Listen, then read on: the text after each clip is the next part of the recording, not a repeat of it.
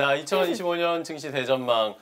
이제는 또 새로운 기술 트렌드, 테크 트렌드에서 투자 아이디어를 얻어보도록 하겠습니다. 올해는 2024년은 거의 뭐 AI, 인공지능 이런 한 해였다라고 볼 수 있잖아요. 그런데 AI, 인공지능이 내년에는 또 얼마나 더 발전하게 될지, 기술, 우리 생활에 얼마나 들어올지, 아니면 또 우리가 투자 아이디어 관점에서 새롭게 찾아봐야 될 테크 트렌드 이런 게 좀 필요한 것 같아요. 네.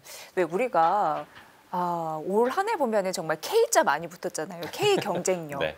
그 국력이거든요. 근데 내년에도 미래 성장 동력을 이끌어갈 수 있는 한국 경제의 모멘텀 있는 산업은 무엇일지에 대해서 오늘 전격 분석해드리도록 하겠습니다. 좋습니다. 네. 2025 경제 대전망 오늘 산업 특집으로 말씀드릴 텐데 두 분의 전문가 모셨거든요. 네. 네, 미디어스피어 강정수 박사님 그리고 레몬리서치 김민수 대표님과 함께 말씀 나눠보도록 하겠습니다. 어서 오십시오. 안녕하세요. 반갑습니다. 네, 안녕하세요. 요즘 두 분 최고로 바쁘신 두 분. 김민수 대표. 아유 박사님이 너무 바쁘시고요. 저도 이렇게 같이 끼어서 제 자리에 있는 게 다행입니다. 아유, 우리 또 강정수 박사님은 테슬라 아저씨로. 네. 종횡무진. 근데 사실은 네. 책도 AI 관련된 책 쓰고 사실은 회사 일도 AI 일이고 다 AI 일인데 이상하게 제가 테슬라 책을 한번 써서 네. 좋습니다. 올 한 해 어떠셨어요? 뭐 김민수 대표님은 올 한 해 증시나 아니면 뭐 개인적으로 투자나 이런 거 어떠셨는지 궁금합니다. 저희가 이번이 대전망 2025 대전망 한 자리잖아요. 근데 2024는 대전망입니다. 뒤에가 망. 강조가 있어서 네. 너무 안 나가는. 망입니다. 예. 이게 비슷하군요, 다들. 그럴 수밖. 박사님이 괜찮으셨어요? 아니, 한국 주식을 많이 투자하셨어요? 그렇죠. 하다가 도저히 못 살겠다 싶어가지고 이민 간 상황에서 그래도 남은 건 있지 않습니까? 애써 남기고 온 자식이 있는데 자식이 거의 걸걸걸 대고 있고 아픈 손가락. 그렇죠. 그러면 또 안 볼래 안 볼 수가 없고 그러다 보니까 계속 이쪽 같이 아파하고 힘들어하다 보니까 몸이 많이 말을 안 듣네요. 아이고, 네. 건강 잘 챙기셔야죠. 네, 내년은 2025년은 건강부터 꼭 챙기셔야 될 것 같습니다. 예. 강 박사님도 올 한 해 어쨌든 강 박사님은 AI 아까 인공지능 쪽에 뭐 열심히 지금 연구하고 계시니까 이쪽에 또 부각이 많이 돼서 박사님도 또 감회가 남다르실 것 같아요. 최근에 책을 하나 썼어요. AI 에이전트 시대 경제 주인이 바뀐다라는 책이 이제 출판이 됐고요. 그래서 AI 산업이 어떻게 발전할지에 대해서 좀 분석을 하는 책을 쓰느라고 여름은 다 지나갔던 것 같고요. 저는 태어나서 주식 투자를 작년에 처음 했거든요. 와, 진짜요? 네. 그러세요? 혹시 제가 부동산에 많이 학교에서 있으신가요? 테슬라 수업은 2013년부터 했었고 아마존 수업도 2013년부터 강의에 쓰고 했습니다. 보면 저는 주식을 하지는 않았었고요. 하다 학생들은 보니까 대박 나시고. 그렇죠. 나중에 학생들이 전화가 오더라고요. 대학원 수업을 특히 하면은 그때 주식 사는 뜻 아니었냐. 아마존하고 테슬라. 그래서 고맙다. 식사 한번 대접하겠다. 그래서 이게 뭔 뜻인가 했더니 주식을 대부분 많이 사셨더라고요. 그리고 저는 그러다 보니까 공부할 게 너무 많더라고요. 저는 이제 박사과정 하면서 연구했던 분야도 그렇고 한국에 와서도 계속 했던 부분이 테크놀로지가 어떻게 시장을 만드는가. 이게 저의 주 전공이기 때문에 테크놀로지에 대한 기본 이해도 있어야 되지만 기본적으로는 시장이 어떻게 작동하고 시장이 어떻게 형성되고 판변화가 되는 건데 저는 2025년은 지금의 변화가 더욱더 가속화될 거라고 보고 있습니다. 그래서 대단히 걷잡을 수 없이 가속화되면서 전통 기업들도 디스럽션가 될 거고 대표적으로는 저는 이제 드디어 미국은 방산업체가 디스럽션 되는 첫 번째 2차 대전 이후 한 번도 디스럽션 되지 않았던 산업 영역이라고 할 수 있는 방산업체가 디스럽션 되는 해가 시작해가 2025년이 되지 않을까. 그래서 많은 변화들이 일어날 거라고 저는 보고 있습니다. 자, 우리 두 분의 전문가께서 명함이 엇갈리셨네요. 그러네요. 농담이지만. 국장과 미장의 그러게요. 해리 교차. 그게 뭐 여실히 나타났던 2024년의 모습이었던 것 같아요. 네. 내년엔 가야죠. 그럼요. 국장도 가야죠. 아니 많이 떨어졌잖아요. 많이 내려왔으니까 이제 가야죠. 그리고 이제 불변의 퇴근되잖아요. 법칙이 있습니다. 네. 뭐죠? 뭘까요? 홀짝의 법칙. 홀짝이요? 한국 증시는 네. 홀수년에 올라가나요? 이번에 이벤트 있었던 게 다 안 좋은 이벤트가 다 짝수년에 있었거든요. 그럼 내년에 좋겠네요. 얼마 안 남았네요. 내년엔 그냥 폭등 가자. 예, 그냥 한마디로 그럼 지금 저가 매수 확실히 좀 많이 담아둘까요? 해야 국장. 뭐 다른 거 모르겠습니다. 그냥 그렇게 갔으면 좋겠다는 바람과 기대도 가장 크다 보니까. 판단은 시청자분들이 하시는 네. 걸로. 네. 그럼요. 네. 자, 그러면은 뭐 제가 아까 모두 살짝 말씀드렸지만 사실 2024년에는 가장 이 산업이나 테크 쪽에서 관심이 많았던 거는 결국 인공지능 AI가 화두였습니다. 뭐 근데 뭐 챗 GPT 쓰시는 분들도 계시고 AI가 여기저기 많이 투영되고 있는 상황인데 뭐 개인적으로 저는 사실 뭐 챗 GPT 정도를 써보는 거지 이게 막 현실에 와닿다거나 그런 거 아직까지는 잘 모르겠어요. 근데 이런 게 점점점 뭐 가속화되겠죠. 이런 모습이 내년에도 더 우리 생활에 침투될 거라고 보십니까, 강 박사님? 그렇죠. 그러니까 예를 들면은 뭐 진수랑 같은 경우에는 지금 시기를 아이폰 모멘트 for AI라고 얘기를 하고 있거든요. 근데 아이폰 모멘트라는 게 2007년에 처음에 나왔을 때 저는 그때 당시 독일에 있었는데요. 그 당시 독일의 망속도가 2G 망속도였어요. 2G라는 거 여러분 상상도 못할 거고, 거기서 모바일 인터넷을 스티브 잡스가 나와서 미국도 2G였어요. 뭐 이런 시대에 모바일 인터넷을 하겠다니까 그냥 애플의 팬보이들은 그냥 무조건 좋아했지만 나머지는 저 말도 안 되는 거다. 실현 가능한가 저게? 저기 실현 가능. 그게 어느 정도냐면 스티브 잡스가 아이폰을 발표하고 1년 동안 노키아의 주식이 85% 오릅니다. 그건 뭐냐면 아유 노키아가 그냥 시장 계속 먹겠구나라는 것이 투자자들도 그렇게 생각을 했다라는 거예요. 그러니까 이런 부분이 근데 붕괴되면서 사실은 그 이후에 이제 노키아는 지금 거의 존재도 없는, 존재감도 없는 기업으로 이제 전락을 하고, 모토로라도 마찬가지고요. 그러면서 사실은 이제 스마트폰 시장이 왔는데, 스마트폰 시장에서 가장 중요한 거는 앱이라고 저는 생각해요. 아니 스마트폰 샀는데 유튜브 안 되고 카카오톡 안 되고 인스타그램 안 되고 토스 안 되면 그걸 왜 사요? 아무리 아이폰 16이 나오고 갤럭시가 25가 나오고 뭐 이래도 안 산다라는 거죠. 그러니까 결국은 AI도 마찬가지라는 거죠. AI로 서비스가 매력이 있어서 그걸 쓰는 것이지, 물론 그 서비스 중에 하나가 챗GPT면 맞아요. 챗봇이면 맞습니다만, 오픈 AI가 뭐라고 얘기를 하냐면 AI 발전 단계를 5단계로 나누면서 1단계가 챗봇이고 챗GPT고 구글 제미나이고, 2단계가 이제 오픈 AI에서 공개했던 오원과 같은 리즈닝, 추론에 좀 특화된 것이고, 3단계가 AI 에이전트라고 얘기를 하거든요. 이 AI 에이전트는 본격적으로 서비스를 만들고 그리고 기존에 있는 서비스를 업데이트 시킬 수가 있어요. 왜 그러냐면 AI 에이전트를 쉽게 정리하면은 지금까지 AI 에이전트가 아닌 것은 프리트레인드, 이미 학습된 것을 가지고서 물어보면 답변하는 것 정도였다라면 AI 에이전트는 쉽게 이해하면은 이미 인간이 만들어 놓은 다른 소프트웨어 도구를 쓰는 겁니다. 그러니까 예를 들자면 제가 호텔 여행을 가고 싶은데 비행기표를 끊어준다든지 호텔을 구매를 해줄 수가 있거든요. 그거는 챗GPT는 못하거든요. 예를 들면 챗GPT한테도 오사카 2박 3일 여행 일정을 짜줘 하면은 진짜 꼼꼼하게 짜줘요. 근데 이거를 실현하려면 내가 다 비행기표 사고 호텔표 사고 뭐 레스토랑 예약하고 박물관 예약하고 다 해야 돼요. 요거를 그렇죠. 이거를 다 해주는 것이 에이전트죠. 아 그런 예약과 결제까지를 다 해주는 그렇죠. 그래서 요즘 뭐 그다음에 요즘 뭐 미국은 이 블랙 프라이데이라든지 사이버 먼데이도 글로벌리 이마켓에 조사하면 19%가 AI에게 의존해서 물건을 샀다고 하고, 점점 저 같은 경우에도 꼭 그걸 통해서 구매하는 경로가 아직 한국은 형성되어 있지 않으니까 물어보거든요. 어머니 아버지가 꼭 아이폰을 사달라는데 절대 아이폰 나는 사고 싶지 않고 좀 해주고 추천해줘. 물론 유튜브 가서 보고 몇 개 분석하면 나와요. 근데 AI를 제가 신뢰를 하거든요. 그러면 금방 답을 떨어뜨려 주잖아요. 당장 삼성 갤럭시 A 시리즈를 얘기를 해주거든요. 아, 요거 딱 사면 되겠구나. 그러니까 이런 어떤 판단들을 하게 되는 거고, 저는 한 번은 친구가 이 나이에 보험을 또 들으려고 또 얘기를 해서 어떻게 거절할까를 물어보니까 또 거절 이유들을 잘 대주더라고요. 아 거절을 어떻게 할까? 네, 그래서 거절의 사유가 기분 나쁘지 않게. 그래서 어떻게 나옵니까? 네? 그러면은 이제 당신이 들었던 보험이 뭐가 있는지를 얘기해달라. 그러면서 분석을 해주면서 굳이 이것이 중복으로 필요가 없다라는 거를 설득을 해봐라. 뭐 이런 식으로 얘기를 해준단 말이죠. 영업 망했네 이제. 그러니까요. 그리고 요즘은 또 그런 것도 해요. 저는 옷을 잘 못 입어서 이렇게 코디 어떻게 주냐면 이 전면 거울에다가 이렇게 사진을 찍은 다음에 챗GPT한테 물러서 물어봐. 오늘 이렇게 입고 나가는데 괜찮냐? 그럼 모두 물어보면 신발 색깔은 뭘로 하려고? 그러면서 맞춰보라고 얘기를 하고, 혹시 다음에는 이렇게 컨비네이션을 좀 바꿔보라고. 오늘 그 챗GPT가 해준 오늘은 안 건가요? 물었습니다. 오늘 물어봤으면 조금 더 깔끔하게 입고 나왔겠죠. 그래서 그런 기능들도 다변화되면서 이런 쇼핑의 영역. 궁극에 가서는 저희 어머님, 노모 80세 노모 어르신들이 이게 AI인지 아닌지를 모르고 써야 돼. 이게 진정한 서비스거든요. 저는 그래서 이런 AI 서비스 시장이 2025년에 성장이 될 거고, 지금까지 2024년에 AI 붐은 다 인프라스트럭처와 관련된 거다. 그래서 인프라스트럭처의 붐은 계속 되겠지만 유선 인터넷만 깐 거잖아요. 지금 고속 인터넷 모바일 깐 거고 경부고속도로하고 호남고속도로 깐 거고 여기에 자동차가 다녀야 되는 거잖아요. 이 자동차가 본격적으로 다닐 때부터 AI 시대가 좋은 거구나. 이런 걸 느낄 때 본격적으로 경제가 바뀔 거고 여기에서 AI로 새로운 서비스를 출현시킨다든지 기존의 서비스를 눈에 띄게 업그레이드 시키는 사람들이 다시 한번 또 이 경쟁들이 진행될 거라고 보고 있습니다.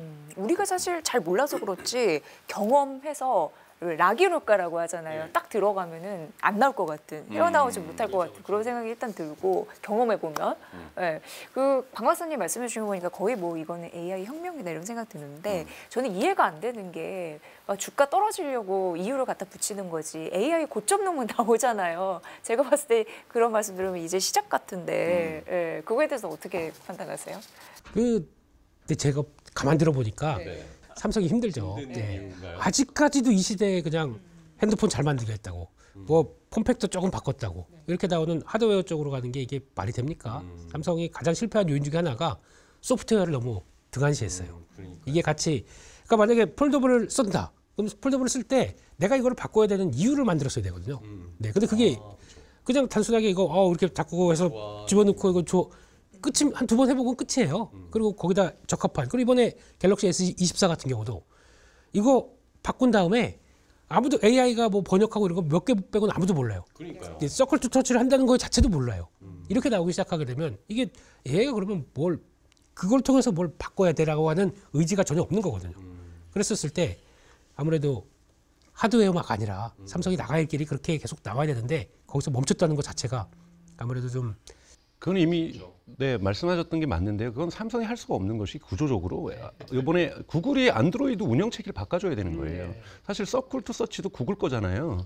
그런데 저는 이번에 안드로이드 16 버전이 나왔거든요. 근데 16 버전에 이미 숨겨져 있는 기능 속에서 제미나이가 모든 거를 제어하는, 그러니까 앱을 제어하는, 이거는 이미 애플도 지금 시리가 앱 인텐트라는 걸 통해 가지고 이 앱들을 조정할 수 있는 거고, 지금 안드로이드 같은 경우는 뒤에다가 앱 펑션이라는 기능을 열어놨어요. 이 API를 연결하면 어떻게 되냐면, 제가 이게 그러니까 배달의 민족에 이렇게 얘기해 줄 수 있는 거예요. 제미나이나 시리에게 어제 주문했던 치킨 맛있었던 것 같아. 그거 또 한 번 주문해줘.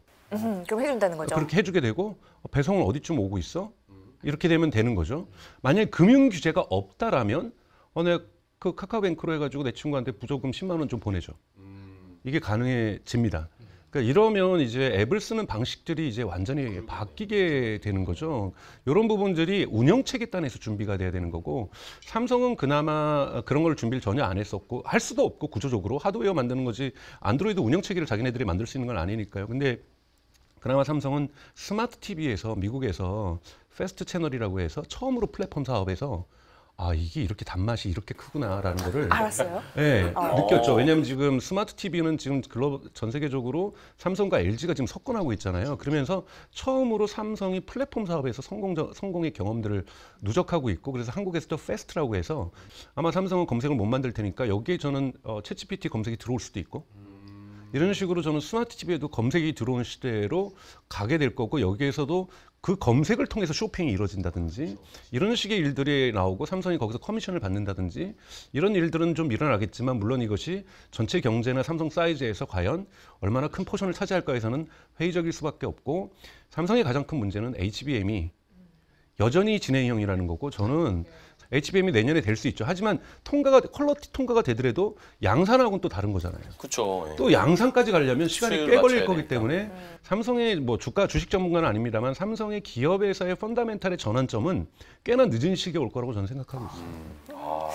내년도 그럼 삼성전자 주가는 안 좋아. 거의 바닥에서 헤매는 거 아닙니까? 갑자기 걱정되네요. 이미 헤매고 있고요. 소프트웨어 뭐 경쟁력도 없어. HBM 지금 퀄 테스트에서 계속 안 되니까 뭐 호재가 없잖아요. 딱 하나 남은 자사주 매입하고 있는 과정. 거기서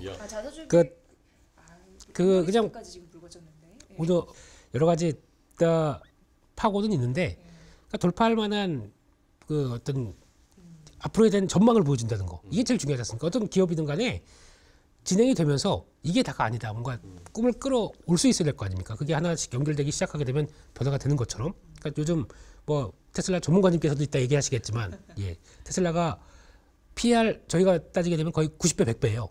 네, 이 정도까지 나오면서도 여전히 열광하고 있는 이유는 그거지 않습니까? 그쵸. 보여줄 수 있는 게 있다. 앞으로 뭘 할 것이다 이런 것들이 계속 있으니까. 네. 저는 삼성전자의 모멘텀은 경영진을 엔지니어로 전면 교체해야 한다고 생각해요. 그것이 시장 신호가 대단히 클 거라고 좀 보고요. 이번 인사 쇄신은 그러면은 꽝이죠. 꽝. 그러니까 왜냐하면 망했다, 사실은 이거. 네, 네. 잭 윌치 중심으로 했던 1990년대 경영 철학, 즉 GE가 보여줬던 특히 MBA 출신들의 재무, 그러니까 CFO가 경영을 쥐고 있는 것이 미국에서 이미 실패한 모델로 결정이 냈고 그것의 대표적인 사례가 두 번째 사례가 보잉이고 이러면서 이러한 엔지니어가 중심이 되는 기업에서도 엔지니어가 임원진이 못 되는 보잉이 결국은 저렇게 나락으로 가고 있었던 거고 GE도 이미 나락으로 갔고 IBM도 마찬가지인 거고 삼성전자는 제 생각에 해외 투자자들이나 국내 투자자들에게 줄 수 있는 신호는 자사주 매입보다 더 중요한 것은 경영진의 전면적인 엔지니어 중심으로의 교체 이거는 저는 전환점이 될 거라고 좀 보고 있어요. 그래야 이것이 성장의 동력을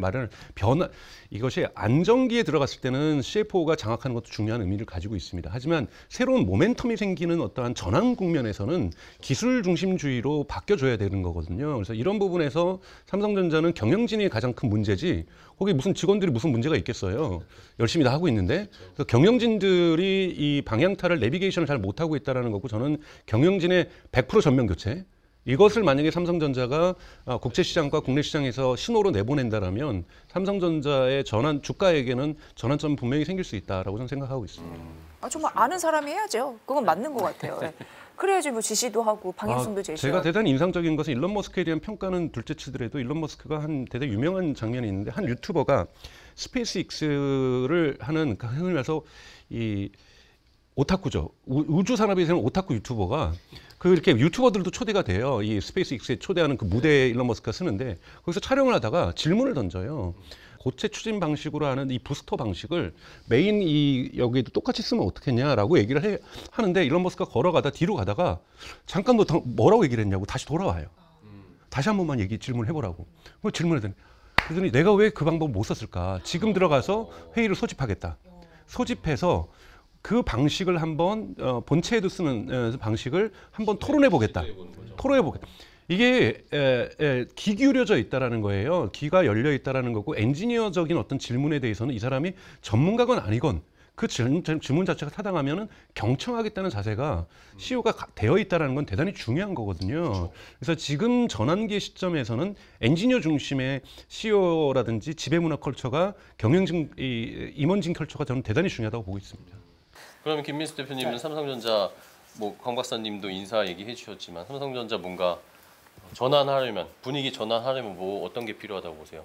전면에 나서는 것도 중요하겠지만 위쪽에 하나 구심점을 역할할 수 있는 게 이걸 다 아우를 수 있는 좀 약간 전방위적인 인물이 딱 하나가 있어야 돼요. 타워 같은. 그렇죠. 예. 근데 그게 자꾸 미전실이나 이런 걸로 자꾸 약간 믹스돼서 옆으로 새다 보니까 이게 더 심각한 문제거든요. 네. 그래서 일단은 첫 번째 단계는 엔지니어의 변화가 좀 많이 중요한 건 동의합니다. 저도. 예. 다 인사가 문제가 있다고 보시는 거네요. 인사가 만사이기 때문에. 인사를 잘해야 돼요, 사람은. 네. 네.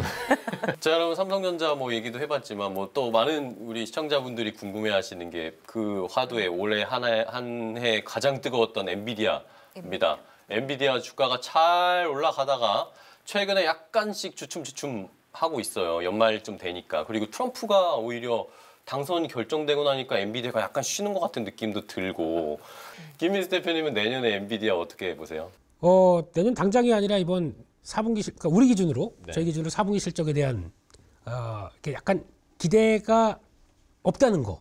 그게 이제 첫 번째 출발인 것 같습니다. 그러니까 좀 지금까지는 폭발적인 성장을 보여왔고 몇백 프로씩 성장했던 게 이제 더 이상 이제 보여줄 게 없는 상황들이 들어오고 게다가 좀 논란이 많았던 원래는 스케줄대로 했었으면은 블랙웰 시리즈가 벌써 4분기에 보여주기 시작을 했었어야겠죠.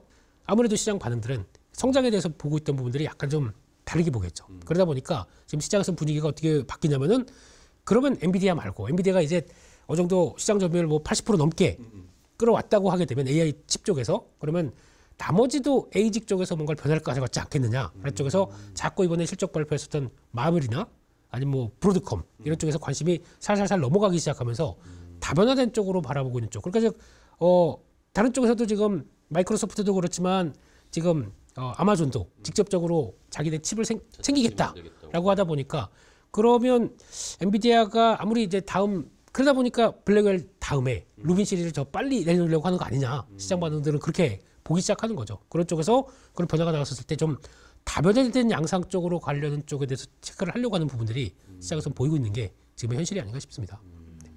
저는 뭐 엔비디아 주식을 갖고 있지는 않지만 엔비디아는 되게 좋은 기업이고 앞으로도 꾸준히 성장할 기업이라고 저는 생각이 들어요. 그리고 앞으로도 분기별 실적마다 계속해서 성장을 할 거고요.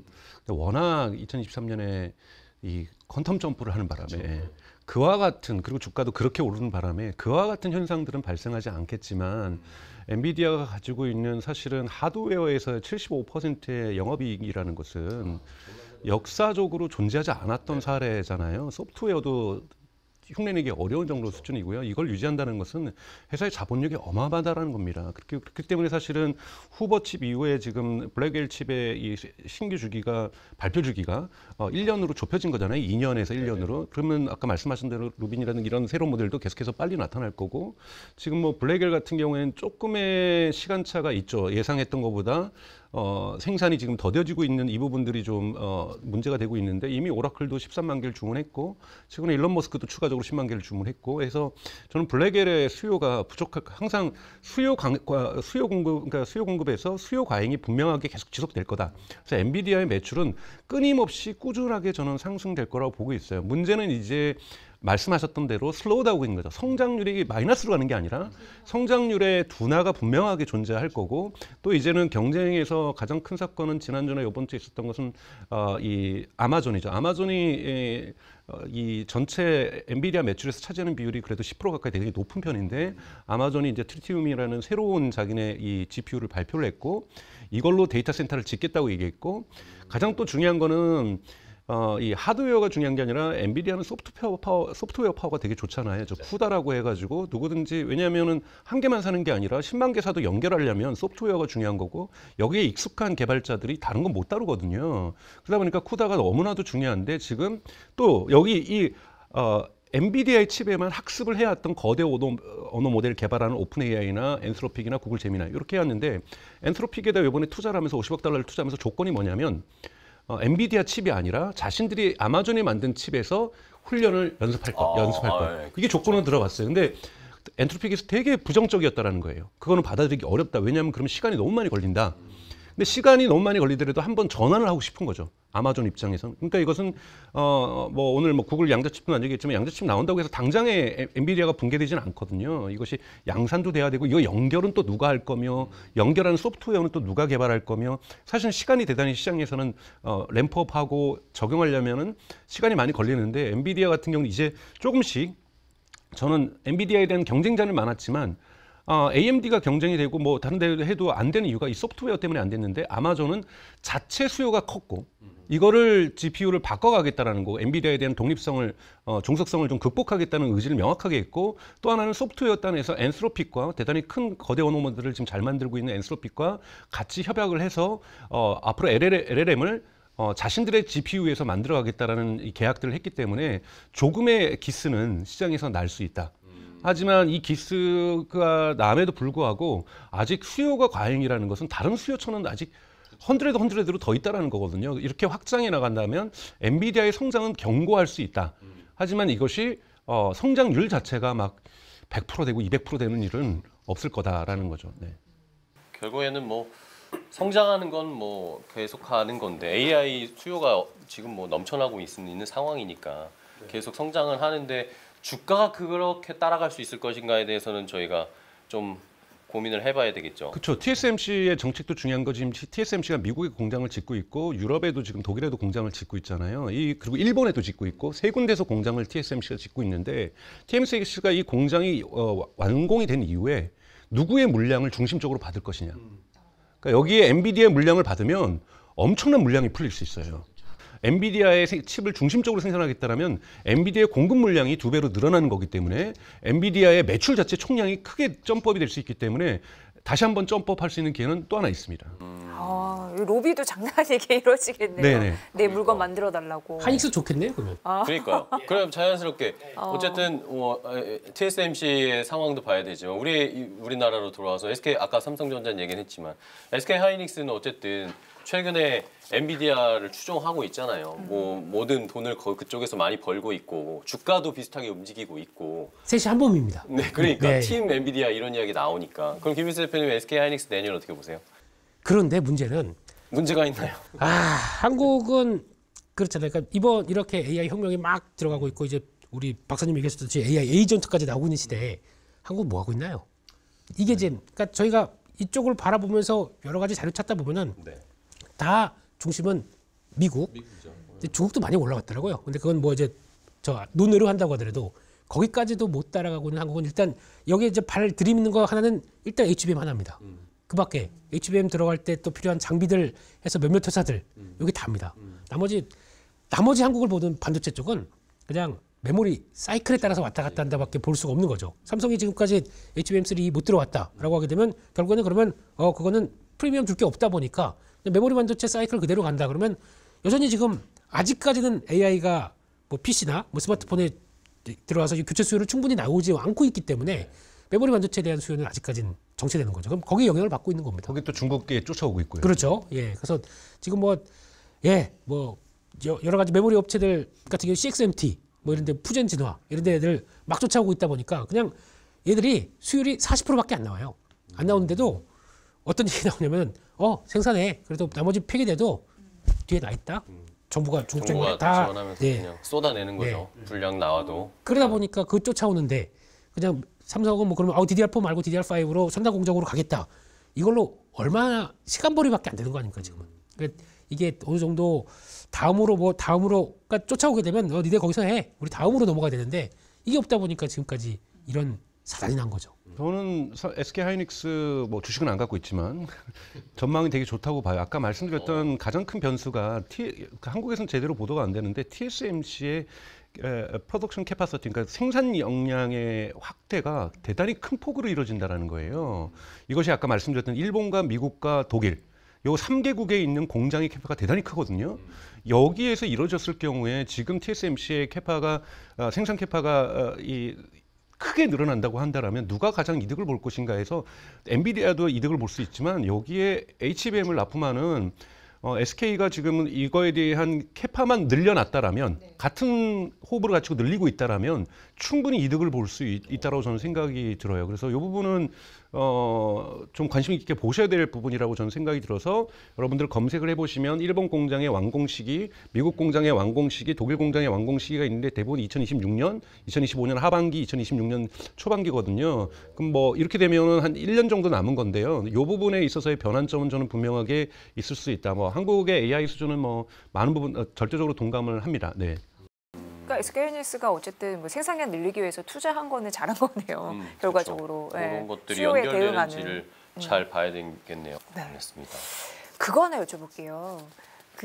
최근 팔란티어 같은 종목도 엄청 급등했잖아요. 왜 이렇게 난리가 난 거라고 보세요? 그러니까 어떻게 보면 미국에서 효시라고 봐야 되겠죠. 그러니까 즉 AI가 소프트웨어가 지금 추세가 그래요. 그러니까 실적 자체적으로는 아직까지 소프트웨어가 막 쭉 하고 끌어올려서 실적 분위기를 끌어가지는 않습니다. 아직까지 뭐 하드웨어 쪽이라고는 보는데 그래도 뭔가 의미 있는 성과가 났다라고 보는 쪽은 그러니까 특히 이제 원래 팔란티어가 예전에 CIA가 만든 거기 그 조직에서 만든 고회사다 보니까 그쪽에 밝죠. 근데 그게 국방 쪽과 방산 쪽과 연결되기 시작하면서 성과를 내기 시작하는데 그게 AI가 붙었다는 쪽에서 그러니까 이제 큰일을 하겠구나라고 하는 역할들이 나오기 시작하면서 솔직히 계산해보면 실적 대비해서 흐름을 본다라고 하게 되면 비싼 건 맞습니다. 근데 그 정도까지 역할을 할 거란 기대가 있다 보니까 거기까지 오는 거죠. 그러면 이거 여기까지 주가를 인정 못한다 그러면 테슬라 인정 못하는 거랑 똑같아요. 아직까지도 우리나라는 그런 변화가 그러니까 팔란티어 얘기하면은 계속 또 팔란티어 수혜주를 찾고 있어요. 수혜주가 없어요 우리나라에. 없어요? 예, 없습니다. 그냥 그걸 사야 되겠네요. 차라리 그걸 사는 게 맞죠. 그게 나오는 변화고 거기다 이게 효시가 되고 그다음에 이번에 이게 AI가 소프트웨어가 로 역할을 해줬을 때 나올 수 있는 변화를 미국이 이제 조금씩 알아가는 거죠. 근데 다시 한번 말씀드리면 수혜주 없습니다. 한국은. 네. 우리나라는 없습니까? 강 박사님은요? 제가 올 여름에 주식을 처음으로 이제 사기 시작했는데요. 팔란티어 여름에 나왔던 이 팔란티어 임플로이드라고 이제 연봉 협상을 하는데 미국은 연봉의 일부를 항상 주식으로 줍니다. 샌프란시스코에서는 기업들은. 근데 그때 이제 내부 문서에 팔란티어 주가를 평단가를 $60로 해서 계산을 하더라고요. 그때 한참 $30였거든요. 그러니까 이미 경영진 입장에서는 이건 1년 안에 연봉이기 때문에 1년 안에 그것이 실현된다라는 것을 가정하고 하는 거잖아요. 그리고 직원들이 그것에 설득당했다라는 거잖아요. $60라는 부분에 사인을 했다라는 거는 연봉을. 만약에 $60까지 안 가면은 자기 샐러리가 1년 샐러리가 줄어드는 거예요. 그래서 이게 대단히 미국에서는 중요하거든요. 그래서 제가 지금 $60까지는 오르겠구나. 그래서 제가 이거 사야 되겠구나. 그래서 그때부터 네, 그래서 샀죠. 그래서 지금은 하여튼 200% 가까이. 그러니까 많이 사지를 못하는 것이 제가 돈이 많지 않기 때문에. 앞으로 살 때 강 박사님한테 조언을 좀 줘야 그래서 되겠네요. 근데 팔란티어라는 기업은 저는 그 전부터는 계속 분석을 해왔는데요. 여러분들이 좀 이해를 하실 부분은 온톨로지라는 기술을 쓰는데 온톨로지라는 기술을 우선 여러분들이 이해하기는 되게 어려우실 수가 있는데요. 온톨로지는 쉽게 얘기를 하면은 이 데이터에 지도를 좀 만들어주는 거예요. 데이터들의 의미들을 부여를 해주는 건데요. 이거는 여러분 유튜브에 찾아보면 강정수 팔란티 찾아보면 제가 온톨로지에 대해서 길게 설명한 게 있습니다. 오늘은 중심이 아니니까. 근데 이것이 어떤 경제적 가치가 있냐면 앞으로도 저는 좀 폭발적으로 성장하는 것이 제가 공조직에 한 2년 정도 일을 했잖아요. 공조직에서 2년 정도 일할 때 하는 일이 한 50%가 아니에요. 80%는 보고서 쓰는 일이에요. 그렇죠. 문서 작업. 모든 부처에서 올라오는 보고서를 거기서부터도 사실은 있어요. 올라오는 보고서를 다 정리해서 그 데이터의 의미를 해석해서 분석해서 결국은 보고서 잘 쓴 건 뭐냐면요. 그 데이터들을 종합하면서 이 보고서들의 의미들을 나열해서 어떻게 저희는 그거를 A4 2장으로 줄이는 거예요. 보고서가 저희 부서에 오는 거는 한 100여 장이 되는데 데일리 보고서가 2장으로 줄이면 이 2장으로 줄인 거에 저희가 저 위에 계신 분한테 올라갈 때는 저희 부서는 2줄로 올라가요. 이 부분을 줄여내는 작업들이 어마어마한 인력들이 들어가고 고급 인력들이 들어가는 거거든요. 이거를 팔란티가 다 대체하는 겁니다. 아랫단에서부터 데이터를 수집하는 데부터 최종 결정권자까지 가는 모든 과정에 있는 인력을 대체하는 거예요. 그래서 전쟁에서는 어떻게 쓰이냐, 우리가 전쟁 영화에서 워룸 같은 경우에 이렇게 같은 데 가보면 막 수십 명이 지휘 통제를 가면은 40명이 앉아 있어가지고 막 하잖아요. 요즘 워룸 2명 앉아 있어요. 팔란티어가 쓰는 곳은 결정권자만. 그걸 다 그 데이터들을 예를 들자면 위성에서 관찰한 데이터, 그다음에 열 감지 데이터, 각종 데이터들 레이더에서 탐지한 데이터, 심지어는 소셜 미디어에서 사람들이 우연히 지나는데 뒤에 우크라이나 전쟁에서 탱크 부대가 지나갈 수도 있는 거고 이런 데이터까지 서로 이종적인 다른 종류의 것이잖아요. 근데 의미를 분석해서 러시아의 전쟁이라는 의미 상황을 분석해서 데이터에다가 다 인공지능을 또 도입해서 레이블링을 다 하는 겁니다. 이 의미들을 다 분석해서. 그래서 종합 보고서가 만들어지면서 이 러시아 탱크 부대가 A라는 포인트에서 발견이 됐는데 얘네가 지금 현재 이 속도를 하면 B로 이동할 확률 80%, C 지점으로 이동할 확률 40%. 자, 그러면 B에다가 우리가 드론 공격을 할 것이냐, C에다 드론 공격을 할 것이냐, 두 개 다 할 수 있는 역량은 안 되니까 지금 자원 효율성으로 봐서 B에다 할 것을 추천합니다. 제가 해주세요. 결정을 내리는 그런 식으로 가는데 이것이 기업으로 그대로 와요. 그러겠네요. 기업으로 와가지고 공급망에서의 지금 어디서 지금 병목 현상이 발생하는지, 그리고 현재 매출 상황은 어떤지, 현재 제품의 트렌드는 어떤지, 그래서 내년도에 매출은 어떻게 될 건지, 그래서 올해 공장 생산량은 어느 정도로 맞추는 게 좋을지를 아예 종합적인 데이터로 분석을 해옵니다. 그래서 최종적으로 의사결정을 경영진이 내리면 사실은 가장 값비싼 중간 관리들이 필요 없는 거예요. 그러면 기업으로 볼 때는 엄청난 비용을 절약할 수가 있습니다. 보고도 대단히 빨라지고 정확해지고. 그렇기 때문에 지금 팔란티어의 주가가 계속 올라가는 건 뭐냐면요, 비즈니스 영역에서의 매출이 늘어나는 거예요. 엄청나네요, 근데. 그러면 저희 옛날에 우리가 이런 방산의 기술들이 이런 배를 만들거나 이 민간 영역으로 넘어왔던 것처럼 그런 AI 소프트웨어 기술이 비즈니스 영역으로 넘어왔을 때 그게 시너지가 엄청나게 될 것이다라고 저희가 봐야겠네요. 그렇죠. 그리고 저는 2025년에 가장 중요한 전환점 중에 하나가 미국 프라임이라 그래요. 미국의 9대 방산 업체가 있거든요. 록히드 마틴, 보잉, 많은 부분 붕괴될 거라고 봅니다. 주가는 다 떨어질 거라고 좀 보고 있고요. 왜냐하면 우크라이나 전쟁이 미국에게 준 교훈이 미국의 국방 전략을 지금 수정하고 있어요. 이미 3차 수정이 이루어졌거든요. 국방 전략이. 그러니까 우크라이나 전쟁에서 교훈을 얻었어요. 뭐냐면 지금 한국에서도 방산업체가 올해 되게 좋았잖아요. 물론 재래식 무기의 소비지는 있을 거예요. 그러니까 가정을 하는 거예요. 미국에서 뭐냐면 쉽게 얘기해서 현무가 되게 좋아요. 잘 만들었다고 얘기를 해요. 현무를 갖다가 북한하고 갈등을 하는데 예를 들자면 10발을 쐈어요. 또는 20발 우리가 가진 거 다 쐈는데 끄떡이 없는 거예요. 또는 전쟁이 장기화되면서 1년, 2년, 3년을 끌어버리는데 현무는 다 썼어요. 그럼 이걸 제작하려면 또 1, 2년이 걸려요. 이렇게 해서는 장기적인 전쟁에서는 질 수 있다라고 미군이 판단을 한 거예요. 그래서 치퍼, 더 저렴하게 국방의 이 기술을 생산한다. 그리고 더 빠르게 생산한다. 그리고 국방에만 쓰이는 어떤 마테리얼을 쓰는 것이 아니라 모듈화해서 민간에 쓰던 것을 수급할 수 있는 새로운 방산 체계를 만든다가 바이든 행정부에서 이미 결정난 결론이에요.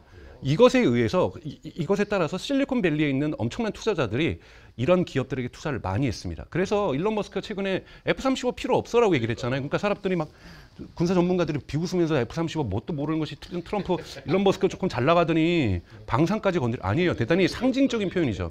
왜냐하면 더즈라는 그 행정 효율성부가 해야 될 일이 예산을 줄이는 건데요. 예산을 줄일 수 있는 건 한 군데밖에 없었어요. 인건비. 여기에 팔란티어의 부분들을 도입을 할 겁니다. 그렇게 되면 지금 바이든 정부에서도 준비를 했던 게 뭐냐면 AI 정부예요. AI 정부에서 정부의 효율성을 끝판왕으로 끌어올리겠다.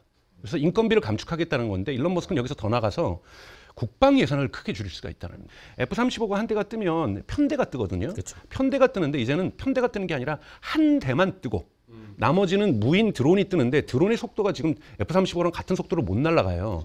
근데 앤드릴에서 개발하고 지금 미국 공군이 납품받으려고 하는 것은 마하로 날아가는 무인기를 개발하고 있어요.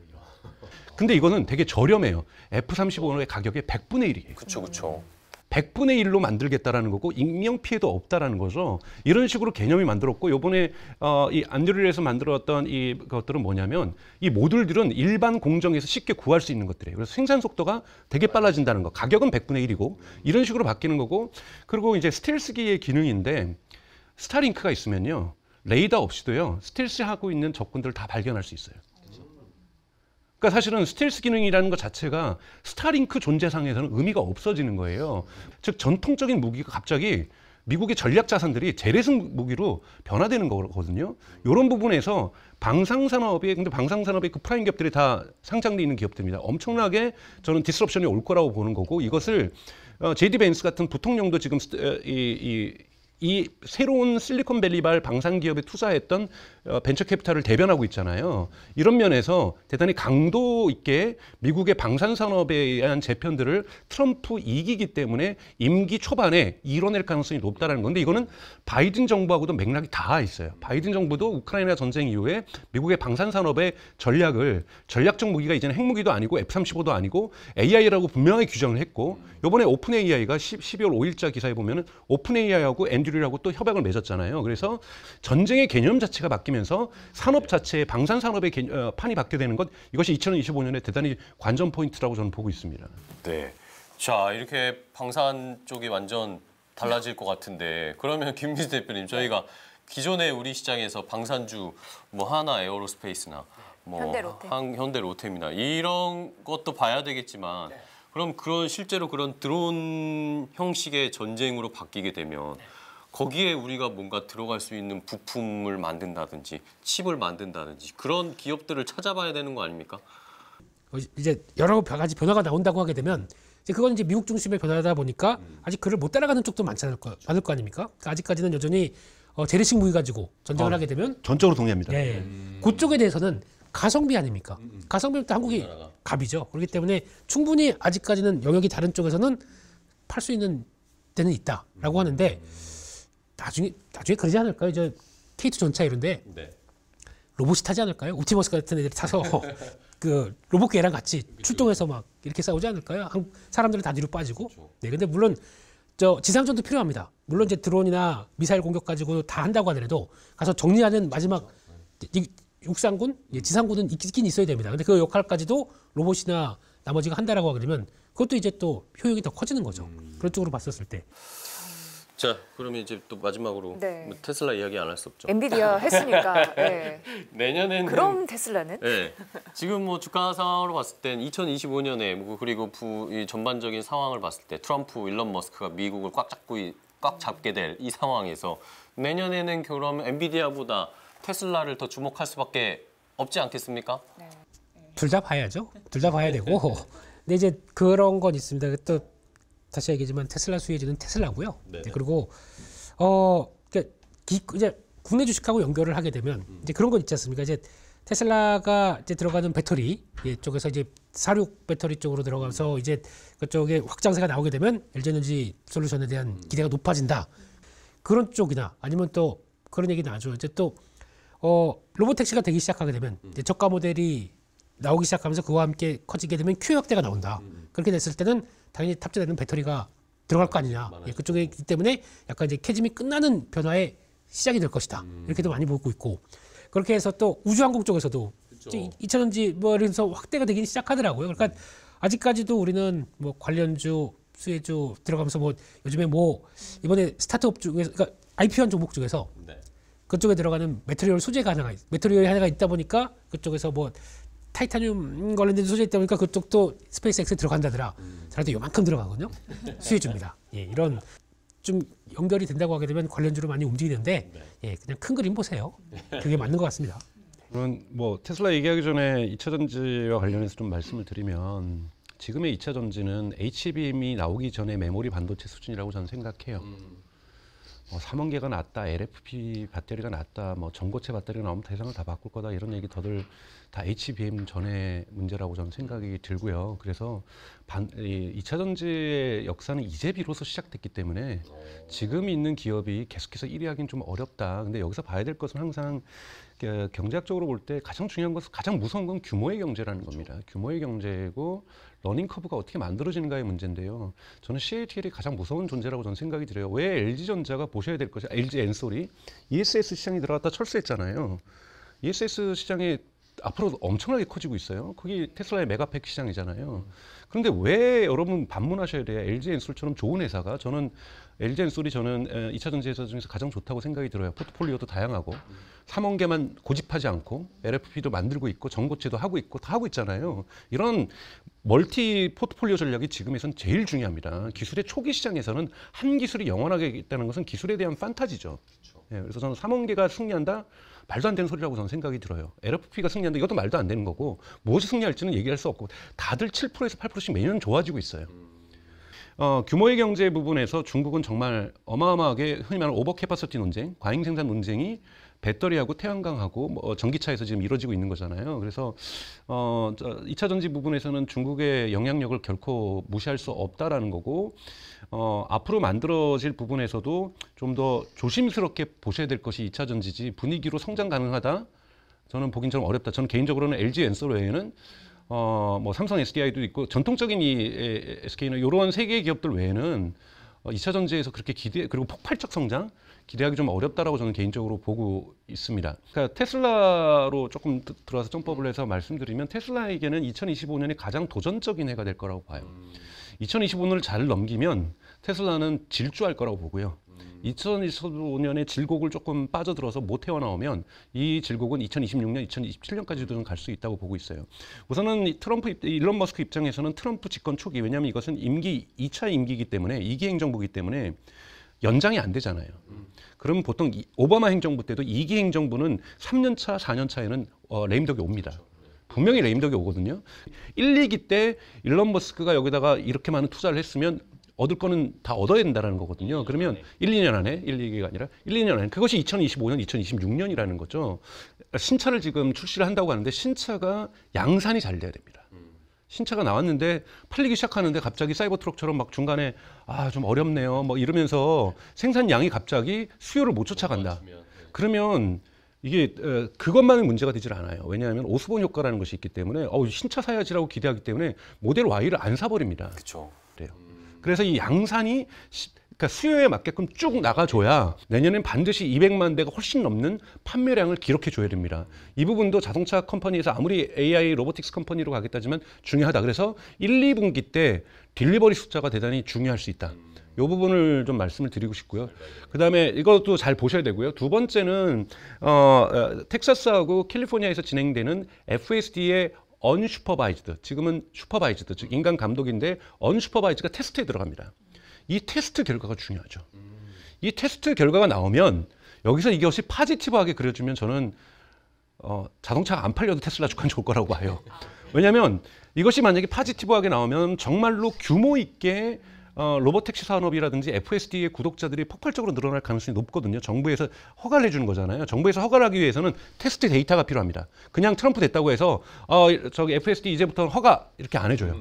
테스트 데이터가 반드시 법적으로 필요한데 이 테스트 데이터가 잘 못 나오면 FSD의 어떤 버전업이라든지 이 구독이라든지 이게 지연될 거예요. 약간 정체되겠네요. 정체될 수 있어요. 그리고 주가는 폭락할 수 있습니다. 다시 또 테스트를 해서 좋은 결과가 나올 때까지, 즉 삼성이 지금 ING인 것처럼 HBM 이 퀄리티 테스트인 거잖아요. 그거랑 똑같다고 보셔야 돼요. 그래서 이것이 만약에 테스트를 통과하게 되면 테슬라는 그다음부터는 삼성에게 HBM 퀄리티 통과랑 거의 비슷한 효과인 거죠. 근데 테슬라는 양산까지 다 맞춰놨잖아요. 이미 모든 차량이 FSD를 할 수가 있어요. 요 포인트가 있고, 두 번째는 제가 아까 앞에 방송에도 말씀드렸지만 중국에서 FSD가 언제 허가되느냐. 유럽연합은 2025년에는 죽었다 깨나도 안 될 거예요. 유럽연합은 대단히 보수적이기 때문에 이 부분이 다른 데서 잘 되는지도 보고 볼 거기 때문에 유럽연합에서 FSD 허가는 대단히 지연될 거다. 하지만 중국은 저는 2025년 내에는 해줄 거라고 봐요. 이 벌써 중국이 희귀광물 미국 수출 제한하겠다라고 어제 뉴스가 나왔잖아요. 이거는 벌써 미국하고 딜하겠다는 거거든요. 정말로 희귀광물을 수출 안 하겠다 이러면 난리 나는 거예요, 현재 상황에서. 근데 중국은 그 딜하겠다는 자세거든요. 벌써 협상에 대한 준비를 하고 있다는데 협상 카드에 일론 머스크처럼 좋은 카드가 없어요. FSD 해줄까 말까. 관세 올리면 안 해줄 거야. 그러네. 중국과 중국의 협상 카드로서 중국 FSD 허가가 놓여 있기 때문에 협상이 트럼프 취임 전에는 안 해줄 거고요. 취임 이후에 이것이 언제 일어나냐에 따라서 테슬라 주가에도 많은 영향이 있을 거라고 봅니다. 네. 중요한 말씀 해주셨습니다. 중요한 정말 포인트. 내년에 이제 종합테크 플랫폼으로서 테슬라 많이 좀 눈여겨봐야 될 것 같고, 이제 마지막 질문이 될 것 같은데 내년 테크 트렌드 어떻게 보십니까? 많이 그래요. 그러니까 AI가 아직까지 아니 이거 뭐에 써먹는 건데 전혀 모릅니다. 근데 지금 여전히 지금은 인프라 투자하고 그걸 통해서 학습하는 데 집중을 하고 있다 보니까 저희가 뭐가 어디서 벌어졌는지 아무도 몰라요. 그런 상황 속에서 이 결국에는 B2B에서만 막 움직이고 있는데 저희가 그게 잘 되는지 돈은 거기다 쏟아붓는데 얼마나 뭐가 되는지 모릅니다. 이런 쪽에서 이제 결국엔 저희가 알고 있는 것은 B2C로 들어와서 우리한테 직접 이게 AI가 해서 나오는 거래라고 하지만 그 직접 뭐가 되는지 이제 앱이나 소프트웨어로밖에 볼 수가 없거든요. 그렇게 나올 수 있는 단계까지 올 때는 이제 서서히 스며들다가 갑자기 확 튀어오르겠죠. 그래서 세상이 이렇게 바뀌었구나라고 했을 때는 벌써 기업들의 주가나 뭐 이런 쪽들은 다 반영이 되면서 10배 났네, 뭐 5배 났네 그럴 겁니다. 근데 그런 상황 쪽에서 미리미리 체크하는 게 중요할 것 같은데 그거 계속 하드웨어 발달하게 되면 당연히 따라가는 게 소프트웨어거든요. 그 과정들을 내년에는 많이 지켜보셨으면 좋겠습니다. 네. 강 박사님은요? 내년에 어디에 좀 집중해 볼까요? 사실은 정말 죄송한 얘기지만 한국 경제는 되게 어려운 상황이고 이번에 그런 정책 사건이 없었어도 어려운 상황이고 그리고 내수 시장도 안 좋아지고 있고 정말 2030은 진짜 마른 오징어를 쥐어짜듯이 살아가고 있는 상황인 거고 이런 상황이 시작됐다는 거는 저는 대단히 위험한 신호라고 저는 생각이 들어요. 이거는 한국에서 주식 시장을 제가 짧게 공부한 바로는 성장하지 않는 시장에서 성장하지 않는 경제에서 특정 주식이 돼도 이건 예외적인 거지 이게 일반화될 수는 없다고 보고 있어요. 그래서 한국 경제는 2025년에는 죄송한 얘기지만 정치적으로 어떠한 변화가 일어나더라도 당장에 회복되기는 2025년은 불가능하다는 걸 인정하고 저는 시작하는 것이 맞다.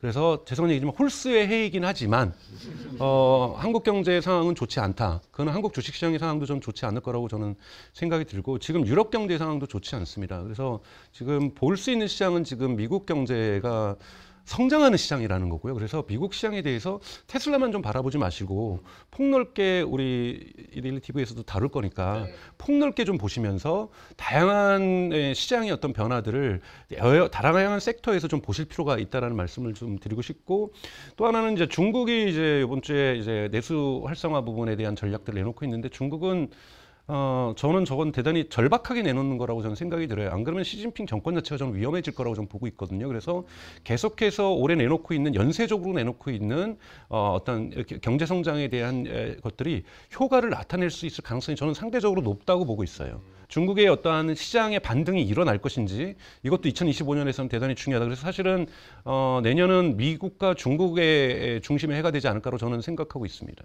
네, 알겠습니다. 자, 2025 증시 대전망 뭐 말씀을 들어보니까 뭐 내년에는 우리는 조금 더 내실을 다져야 되는 조금 극복해야 되는 시기일 수밖에 없는 것 같고 네.